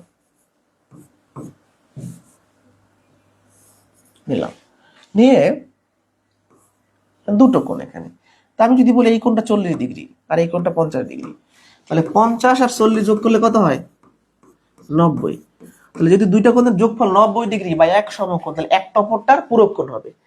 তাহলে 40 ডিগ্রি পূরক কোণ 50 ডিগ্রি, 50 ডিগ্রি পূরক কোণ 40 ডিগ্রি। আচ্ছা আপনাকে যদি প্রশ্ন করে 40 ডিগ্রি পূরক কোণ কত, আপনি কিভাবে বের করবেন? 90 থেকে বিয়োগ করবেন, মানে দুইটা মিলে 90 হবে। তাই একটা যদি 40 হয়, 90 পুরাইতে, ভাই মনে রাখবেন 90 পুরাইতে আর কি লাগে? ধরেন আমার কাছে 40 টাকা আছে, তাহলে 90 তার কি লাগে? 50 টাকা লাগে, তাহলে 50 হচ্ছে 40 ডিগ্রির পূরক কোণ। আর যদি সম্পূরক বলে সম্পূরক মানে দুইটা কোণের যোগফল কি হবে 180 ডিগ্রি বা দুই সমকোণ হবে, এটা মনে রাখবেন। ধরুন আমি একটু যদি এখানে অঙ্কন করি, বললাম যে এটা 130 ডিগ্রি আর এটা বললাম 50 ডিগ্রি। তো 130 এটা লিখি, 130 আর 50 যোগ করলে কত হয় 180। যেহেতু এই দুইটা কোণের যোগফল 180, তাহলে একটা অপরটার সম্পূরক কোণ। 130-এর সম্পূরক 50, 50-এর সম্পূরক 130। ধরেন আমার কাছে 50 ডিগ্রি আছে, তাহলে 180 হইতে আর কত লাগবে, সম্প্রসারণ করতে কত লাগবে, 130 লাগবে। তাহলে আমরা সংক্ষেপে যদি বলি, একদম মূল কথায় আসি, পরীক্ষা যেভাবে ম্যাথ আসে, পূরক কোণ বললে 90 থেকে বিয়োগ করব, সম্পূরক বললে 180 থেকে বিয়োগ করব। প্রাইমারি দুইটা কোশ্চেন 19 সালে আসছে, এটা বলছে 40 ডিগ্রির পূরক কোণ কত। 40 ডিগ্রির পূরক কোণ 50 ডিগ্রি, এই ধরেন এরকম, এটা 40, তাহলে 90 হইতে আর 50 লাগে, এভাবে বের করবেন। 90 থেকে যেটা দেওয়া আছে সেটা বিয়োগ করলে পাবেন। এ কোণ যদি 50 ডিগ্রি হয়, এর পূরক কোণ কত হবে, এটা কত হবে অ্যান্সার, 40 ডিগ্রি হবে। সহজ ম্যাথ, এখানে সময় নষ্ট না করি আমরা। দেখেন বিসিএস পরীক্ষায়, ভালো করে খেয়াল করি, বিসিএস পরীক্ষায় বলছে কি যে দুইটা সন্নিহিত কোণের সমষ্টি দুই সমকোণ হলে একটি অপরটির কি বলে। দুই সমকোণ মানে কি? আচ্ছা আমাকে একটু বলেন তো, সন্নিহিত কেন বলতেছে? কারণ সম্পূরক কোণ পূরক কোণ তো দুইটা কোণ মিলে হয়, এই জন্য সন্নিহিত কনসেপ্ট এখানে চলে আসে। ওকে, তাহলে দুই সমকোণ মানে কি, সম্পূরক কোণ।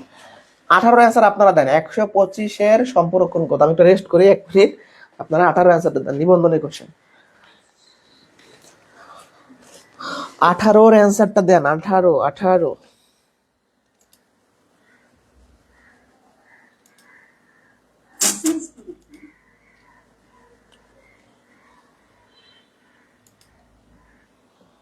কে কে শেয়ার করছেন আমি দেখতেছি, মানে শেয়ার করে রাখলে তো আপনার লস নাই, কারণ এটা তো আপনি আবার পরবর্তীতে দেখতে পারবেন।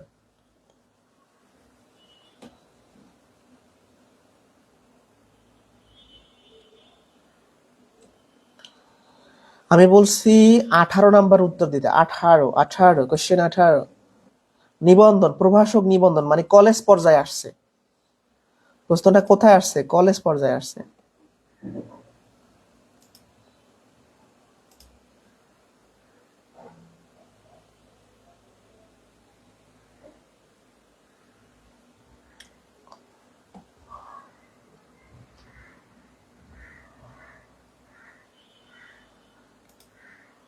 দ্রুত বলেন। ওকে, যারা অ্যান্সার দিয়েছেন ধন্যবাদ। 125-এর সম্পূরক কোণ কত? সম্পূরক যেহেতু বলছে, তাহলে 180 থেকে বিয়োগ করবো আমরা, মানে দুইটা মিলে 180, তো এর মধ্যে একটা যদি 25 হয়, একটা কত, 55। নেক্সট কোয়েশ্চেন, তো দুইবার হয়ে গেছে না? এই যে দেখেন, মজার কোয়েশ্চেন দেখেন।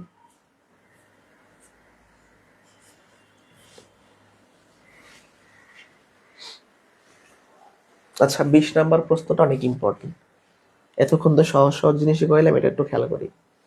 প্রথমে আমি বিশ্লেষণে চলে যাবো। আসলে চাকরির পরীক্ষার প্রস্তুতি নিতে গেলে, আমি যদি ম্যাথ পড়ে যদি ম্যাথের কথা বলতেছি, আপনার প্রশ্ন বিশ্লেষণ বা কোয়েশ্চেন অ্যানালাইসিস খুবই ইম্পর্টেন্ট। কারণ আপনি যদি নাই জানেন যে এই টপিকটা থেকে ম্যাথ আসবে কিনা, এটা কিন্তু খুব ঝামেলা। কারণ অতটা ব্রিলিয়েন্ট আমরা সবাই না যে একদম পরীক্ষায় যা মাথা আসবে আমরা বেসিক অনেক বলা আমি পারবো।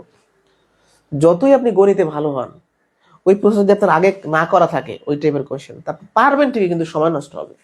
যাই হোক, এটা কোথায় আসছে, এই প্রশ্নটা কই আসছে, 38তম বিসিএস এ, এখানে লেখা আছে পূরক। এই প্রশ্নটা কই আসছে, 43 বিসিএস, এখানে লেখা সম্পূরক। তাহলে যে বান্দা এই কোশ্চেনটা করে গেছে, সে এটা পারবে কিনা বলেন? যে 38 বিসিএস এর কোশ্চেনটা করছে, সে 43 বিসিএস এর কোশ্চেনটা পারবে কি পারবে না? এটা আবার প্রতিরক্ষা মন্ত্রণালয় ডিজিএফআই এর সহকারী পরিচালক পদের পরীক্ষা আসছে 23 সালে, ভালো একটা পরীক্ষা। তাহলে মূল কথা হলো বিশ্লেষণ করতে হবে। চলেন এটা খুব ভালো করে আমরা করব। হ্যাঁ, একটি কোণের মান তার পুরো কোণের মানের অর্ধেকের সমান, কোনটির মান কত? ফার্স্টে আমরা তো কোনটা জানি না, ধরি কোণটি এক্স ডিগ্রি বা এক্স লেখেন। একটা কোণ যদি এক্স হয় পুরো কোণ কত? অতএব পুরো কোণ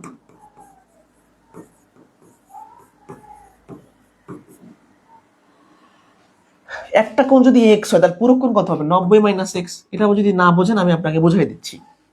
যদি আমি একটা কোণ বলতাম 40, এর পুরো কোণ কিভাবে বের করতেন? 90 মাইনাস 40 এভাবে বের করতেন।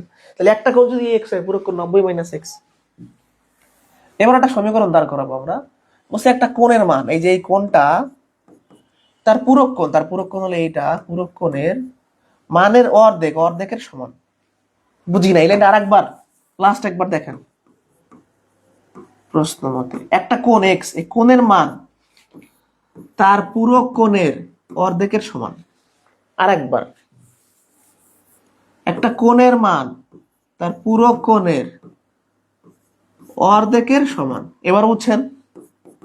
2x সমান 90 মাইনাস এক্স। আমাদের সাথে 4-5 মাস সময় দেন, যদি আপনি শিখতে না পারেন তখন আপনার টাকা ফেরত নিয়ে যাবেন। অবশ্যই ক্লাস করতে হবে। 3x সমান 90, অতএব x এর মানটা কত হবে? এই 90 নিচে 3 ভাগ হয়ে যাবে, 30 হচ্ছে आंसर। তো এই ম্যাথটা যে পারবে, সামনের যে ম্যাথ সেটা জাস্ট এখানে সম্পূরক বলছে, এখানে 180 হবে, আর কোনো পার্থক্য নাই। এটা বুঝছি কিনা? একটা কোণ ধরছি, তার পূরক কোণ বের করছি। একটা কোণের মান তার পূরক কোণের অর্ধেকের সমান। এটা করবো আমরা। এটা একটু করেন তো, তাহলে আপনারা 21 নাম্বারটা বলেন তো। যেহেতু একটা করাই দিয়েছে, একটা করেন আপনারা, তাহলে আপনাদের ক্লাসে প্র্যাকটিস হয়ে গেল, যেহেতু বাসায় পড়াশোনা হয় না।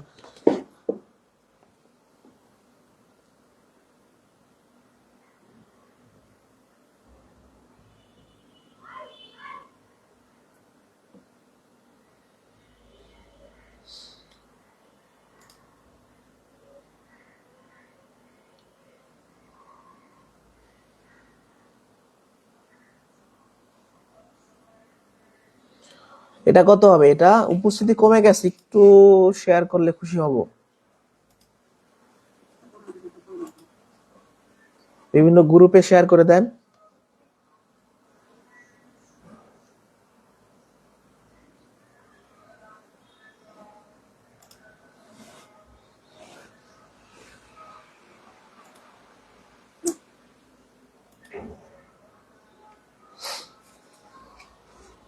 ওকে, আপনারা পারছেন, ভালোই, আলহামদুলিল্লাহ।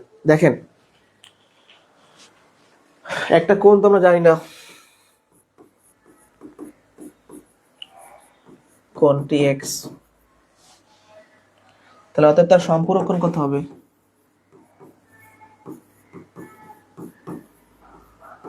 সম্পূরক কোণ মানে কি?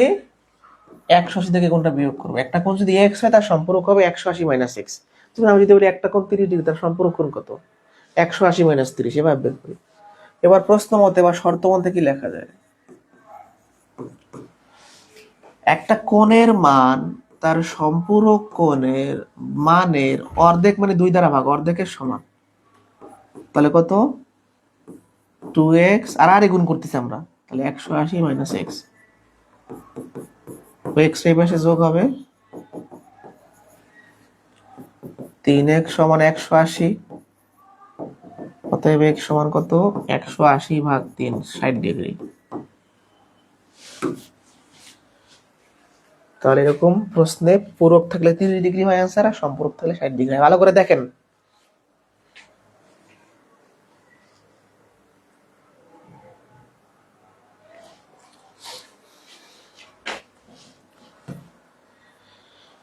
আচ্ছা, এবার আমরা পড়বো একান্তর কোণ। এটা একটু মনোযোগ দিতে হবে ভাই। একান্তর কোণ, অনুরূপ কোণ, আগে বইয়ের ভাষায় বলে নেই। দুইটি সমান্তরাল সরলরেখাকে অপরটা সরলরেখা যদি তির্যকভাবে ছেদ করে, ওই ছেদক রেখার বিপরীত পার্শ্বস্থ কোণ দ্বয়ের একটা অপরটার একান্তর কোণ। চিত্র সহকারে বুঝাই। এ বি একটা সরলরেখা, সিডি একটা সরলরেখা। এই দুটো সরলরেখাকে অপরটা সরলরেখা পি কিউ তির্যকভাবে ছেদ করবে। এটার নাম হচ্ছে ছেদক। আগেই পড়ানো উচিত ছিল, ছেদকটা পড়াইতে ভুলে গেলাম। ছেদক, যাই হোক এখন পড়াইলাম। দুইটা সরলরেখাকে অপরটা সরলরেখা তির্যকভাবে ছেদ করছে, এর নাম কি? ছেদক। এই যে ছেদক রেখার বিপরীত পাশের যে সমান সমান কোণগুলা, আচ্ছা এই কোণ আর এই কোণ সমান কিনা? সমান। তাহলে এদের নাম হবে কি? একান্তর কোণ। আরো একান্তর কোণ আছে, আমি জাস্ট একটা বললাম। আরো দেখেন, এখানে একটা কোণ আছে, এর সমান এখানে একটা কোণ আছে, এইখানে একটা কোণ আছে, এখানে আরেকটা কোণ আছে, এরা সবাই কি? একান্তর কোণ। এইখানে একটা কোণ আছে, এখানে আরেকটা কোণ আছে, একান্তর কোণ। তাহলে আমি যদি হিসাব করি 1 1 2 2 3 3 4 4, অনেকগুলো কোণ তৈরি হয়ে গেছে। মানে একটা ছেদক রেখার বিপরীত পাশের সমান সমান কোণগুলো কি হবে? একান্তর কোণ হবে। এটা যদি না বুঝি আরেকবার লাস্ট বোঝাবো। এই একটা সরল রেখা, সিডি একটা সরল রেখা,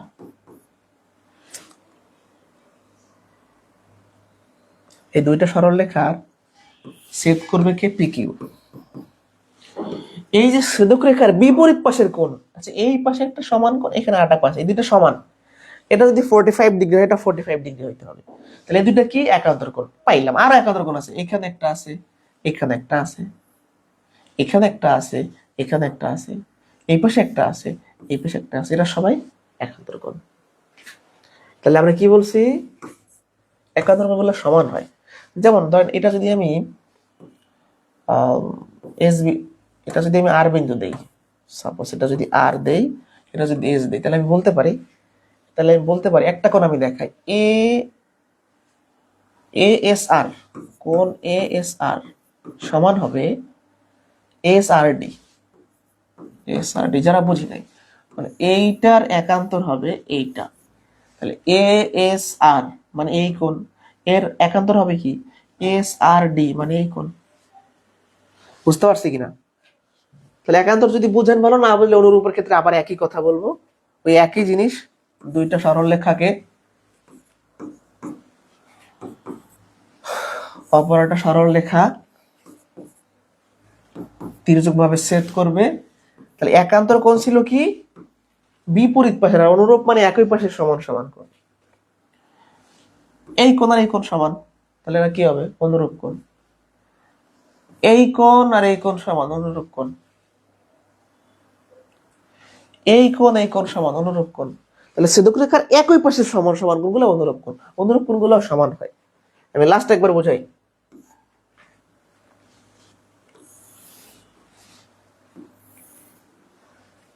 এ বি, লাস্ট একবার, সি ডি তির্যক ভাবে ছেদ করছে কোথায়? পিকিউ ছেদক ছেদ করছে তির্যক ভাবে।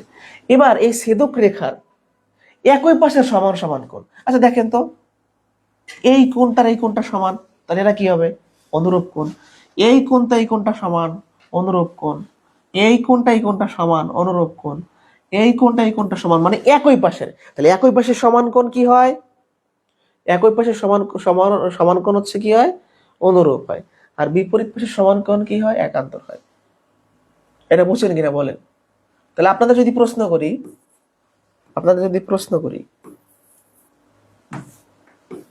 50 ডিগ্রি এর অনুরূপ কোণ কত, দেখিতে বলেন।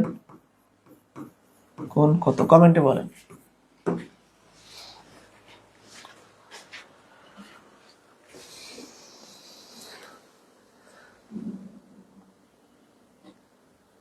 দ্রুত বলেন, 50 ডিগ্রি অনুরূপ কোণ কত?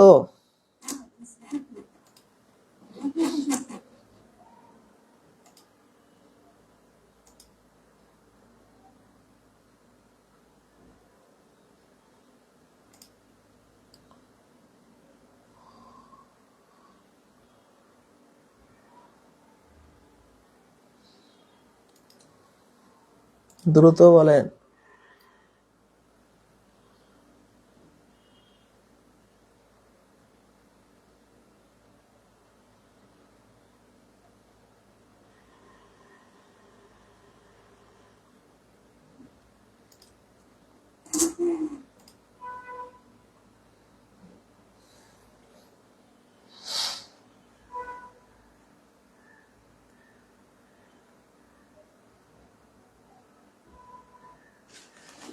আরো আছে, পড়া শেষ হয় নাই। অনুরূপ কোণ যদি সমান, তাহলে 50 ডিগ্রি অনুরূপ কোণ 50 ডিগ্রি হবে। অন্তস্থ কোণ। আচ্ছা, অন্ত অন্ত শব্দটার সাথে তো আমরা সবাই পরিচিত, যারা ম্যাথ পারি না বা পড়াশোনা করি না। অন্ত মানে ভিতরে। তাহলে কোনো বহুভুজের ভিতরের যে কোণগুলা, মানে বহুভুজ মানে ত্রিভুজ, চতুর্ভুজ, এরকম অনেক কিছু হইতে পারে। আমি একটু হোয়াইট বোর্ডে দেখাই এই জিনিসগুলা।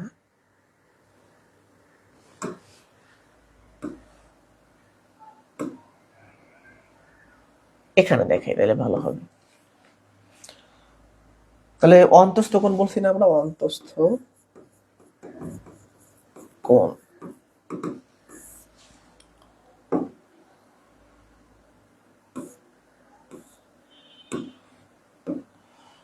অন্তস্থ কোণ বলছে, তাই না? তারপর ত্রিভুজ আঁকলাম। এই ত্রিভুজের এই ভিতরের যে কোণগুলা, এগুলোর নাম কি? অন্তস্থ কোণ। আবার যদি একটা চতুর্ভুজ আঁকি, চতুর্ভুজ আঁকবো, তাই না? এই চতুর্ভুজের ভিতরের যে কোণগুলা, এগুলো কি? কথা বলে না, এগুলো হচ্ছে আপনার অন্তস্থ কোণ। আবার যদি একটা আমি কি বলে পঞ্চভুজ আঁকি,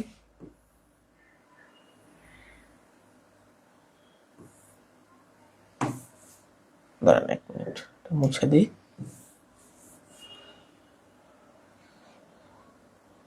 পঞ্চভুজ, তাই না?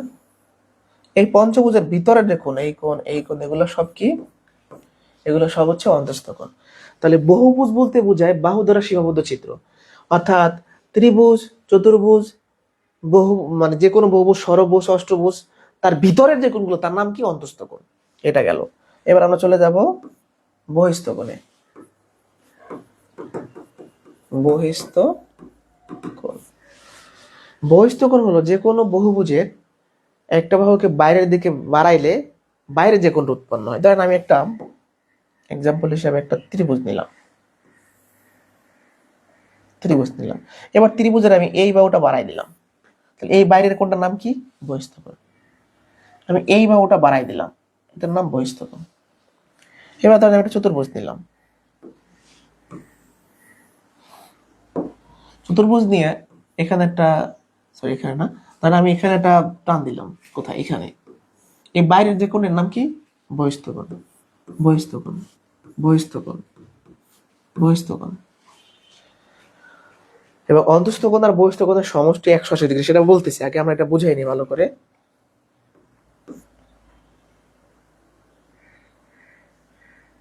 ধরেন একটা ট্রাপিজিয়াম যদি নেই, ট্রাপিজিয়ামের যে কোনো একটা বাহু বাড়াইলাম, ধরেন আমি এখানে একটা বাহু বাড়াই দিলাম, এই বাইরের কোণটা হচ্ছে বহিস্থ, এটার নাম কি?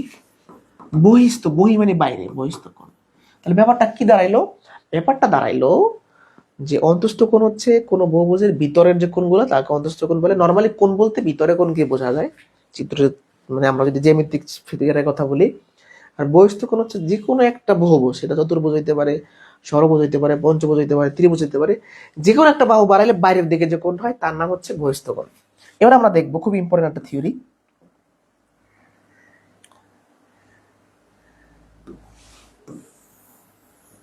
আচ্ছা, এবার দেখেন, আমি একটা টান দিলাম, এরকম টান দিলে এই কোণটার নাম বহিস্থ কোণ, আর ভিতরে একটা কোণ আছে কিন্তু অন্তস্থ কোণ। এই অন্তস্থ কোণ আর বহিস্থ কোণ যোগ করলে 180 ডিগ্রি হয়। এটা আমাদের খুবই ইম্পর্টেন্ট একটা সূত্র, সবাই জানেন কম বেশি। অন্তস্থ কোণ যোগ বহিস্থ কোণ সমান কি? 180 ডিগ্রি। কেন 180 ডিগ্রি? কারণ এইটা একটা সরল কোণ হয়ে যাচ্ছে, পুরো রেখা যদি চিন্তা করেন এটা সরল কোণ হয়ে যাচ্ছে।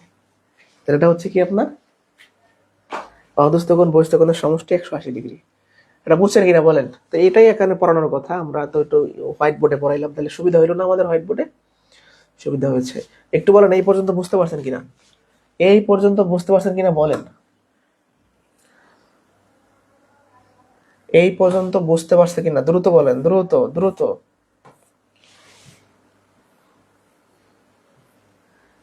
এই পর্যন্ত বুঝতে পারছি?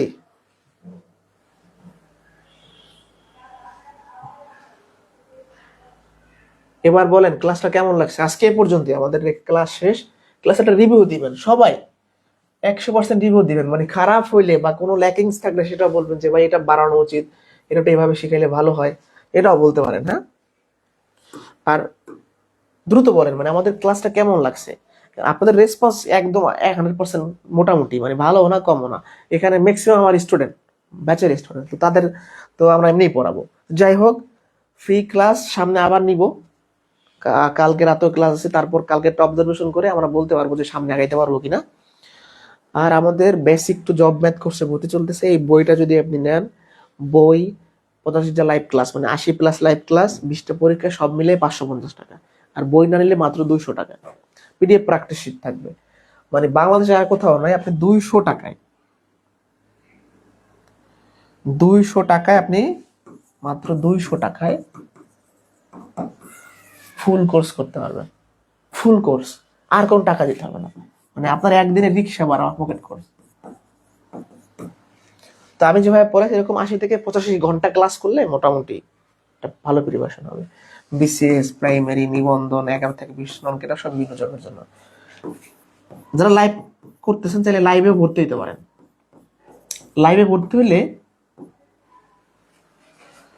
এই দেখেন, এটা হচ্ছে আমাদের বিকাশ নগদ রকেট নাম্বার 01764301474, এটাই হোয়াটসঅ্যাপ নাম্বার। আমাদের যে কোর্স ফি 200 টাকা, আপনি পাঠাইয়া হোয়াটসঅ্যাপে নক দিতে পারেন, বা এই নাম্বারে নক দিতে পারেন হোয়াটসঅ্যাপে, অথবা পেজে মেসেজ করতে পারেন। মানে আমাদের লাস্ট 3টা ডিজিট জাস্ট বলবেন, মেসেজ করে আমরা অ্যাড করে দেবো ফ্রি হয়ে। আপনি কোর্সটা করে দেখতে পারেন, এবং আমার অনেক স্টুডেন্ট ক্লাস করতেছে, তাদের থেকে জানতে পারেন। আশা করি উপকৃত পারেন, আপনার টাকা জলে যাবে না। আর আজকে পড়াইছি রেখা ও কোণ, আগামী ক্লাসে পড়াবো হচ্ছে ত্রিভুজ পর্ব 1। যদি আপনাদের রেসপন্স থাকে, ত্রিভুজ পর্ব 1।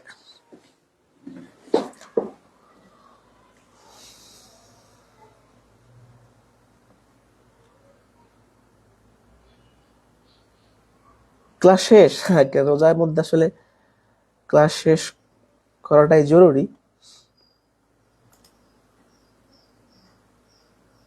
এবং নতুন ব্যাচে ভর্তি হইলে আপনার সুবিধাটা কি? সুবিধাটা হচ্ছে আপনি আগের ব্যাচের ক্লাস দেখতে পারবেন।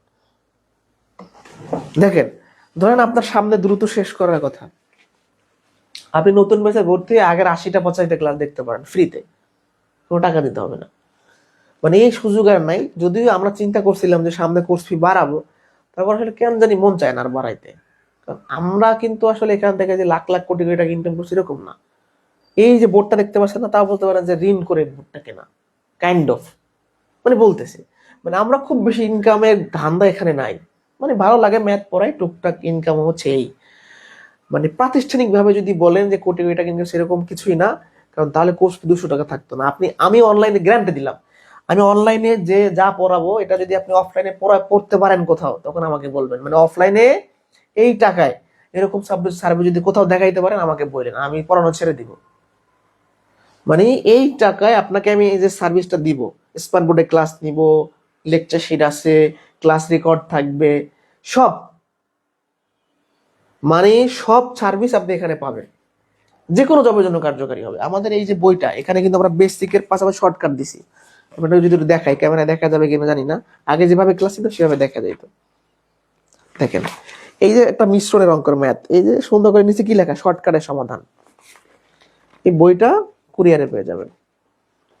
এই দেখেন, বড় করে লেখা নিচে শর্টকাটের সমাধান। লাভ ক্ষতির আমরা এখানে মনে হয় 15 টাইপের ম্যাথ দিছি, এইটার মধ্যে 15-16 টাইপ করলেই হয়।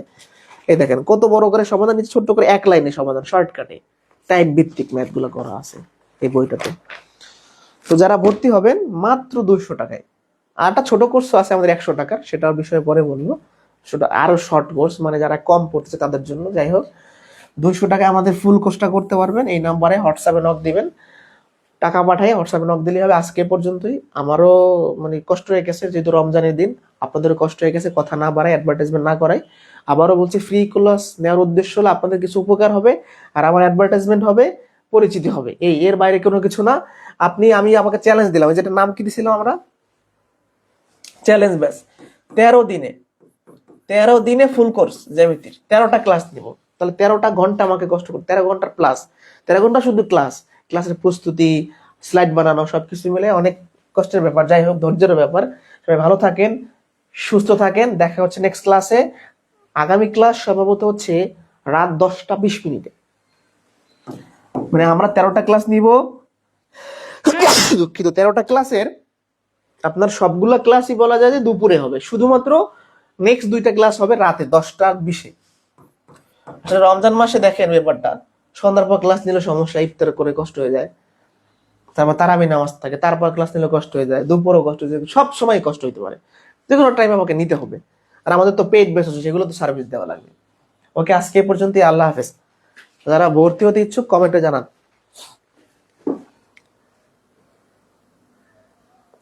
ক্লাস সব রাতে হয়।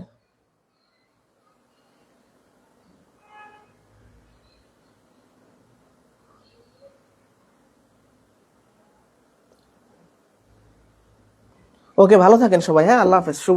শুভরাত্রি তো না, শুভ বিকেল, মানে শুভরাত্রি বলতে বলতে অভ্যাস হয়ে গেছে আপনার ক্লাস শেষ হইলে। আল্লাহ হাফেজ, ভালো থাকেন সবাই। আর যারা ভর্তি হবেন টাকা পাঠায় আমাকে নক দেন।